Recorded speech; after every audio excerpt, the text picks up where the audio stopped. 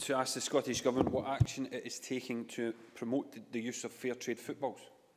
Minister Humza Yousaf. I note the member's ongoing interest in fair trade and fair trade footballs, and I wish to put that on the record.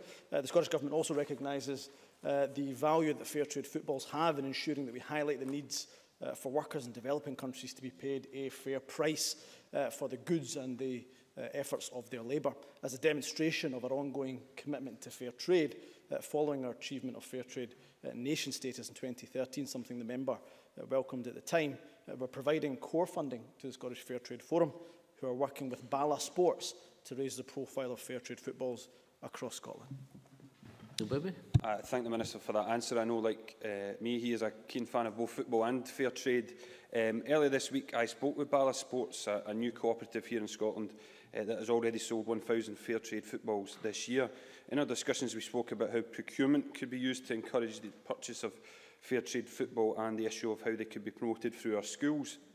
The Minister may also be aware that I've organised a local fair trade football tournament in Paisley in the past, and recently I've been in discussions with fair trade supporters about the possibility of organising a national fair trade football tournament, given that Scotland is now a fair trade nation. Can I ask the Minister if he'd be willing to meet with myself and Bala Sports to discuss these issues and other suggestions about how we take forward the campaign for fair trade footballs? Minister. Yes, of course I would be more than willing to meet, and the member's correct. Both him and I have played in the same team. It might be the only time that we're on the same team, possibly, but we've played in the same team, in which I should say we beat the MPs 4-3. But anyway, that was just an aside. I won't mention the fact that I also scored at Celtic Park. All of that's put to the side. The substance of your question, first of all, I think it's very important that schools are involved.